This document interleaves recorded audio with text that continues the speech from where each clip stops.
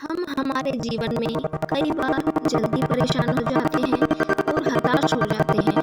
दोस्तों, हम अपनी वजह से ही उदास होते हैं। इसका कारण यह है कि हमारे अंदर धैर्य की कमी है। लोग आपको भला बुरा कहते हैं तो आप लड़ाई झगड़े करने लगते हैं। दोस्तों, आप खुद को बदलिए, लोग अपने आप बदल जाएंगे। उदासी को जीतने के लिए धैर्य से बड़ा कोई मंत्र नहीं। इस बात को अच्छे से समझने के लिए मैं आज आपको गौतम बुद्ध की एक कहानी सुनाती हूँ। कहानी को ध्यानपूर्वक सुनिएगा।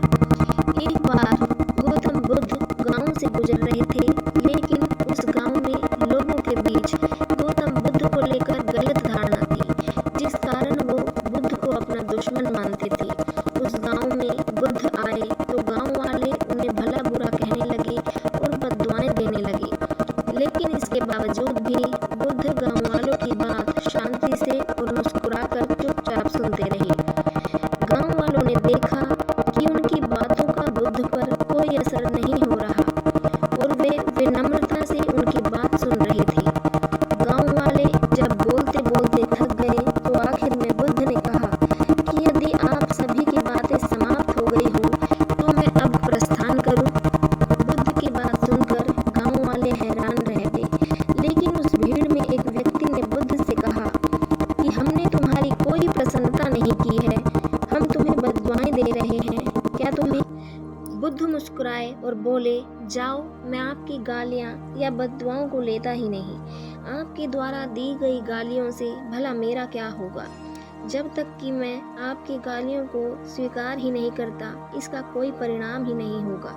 जानते हैं, कुछ दिन पहले एक व्यक्ति ने मुझे बहुत सारे उपहार दिए, लेकिन मैंने उन्हें लेने से मना कर दिया। जब मैं लूँगा ही नहीं तो कोई मुझे कैसे दे पाएगा?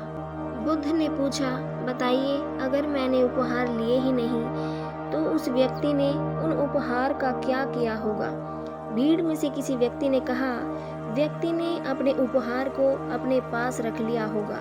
बुद्ध ने कहा, मुझे आप सब पर इसलिए दया आती है क्योंकि मैं आपकी इन गालियों को लेने में असमर्थ हूँ और आपकी ये गालियाँ आपके पास ही रह जाएंगी। दोस्तों, भगवान गौतम बुद्ध के जीवन से जुड़ी इस कहानी से हमें यह सीख मिलती है कि हम अक्सर अपने दुखों का कारण दूसरों को समझते हैं, लेकिन असल में यह हम पर ही निर्भर करता है कि हम वास्तव में क्या लेना चाहते हैं, खुशी या गम, उदासी या मुस्कान। यकीन मानिए, ये छोटी सी कहानी जीवन में एक बड़ा बदलाव ला सकती है। आपको कहानी पसंद आई हो तो लाइक कीजिए और ऐसी ही कहानी पढ़ने के लिए चैनल को सब्सक्राइब करना न भूलें। कहानी को दोस्तों व परिवार में शेयर जरूर करें। नमो बुद्धाय।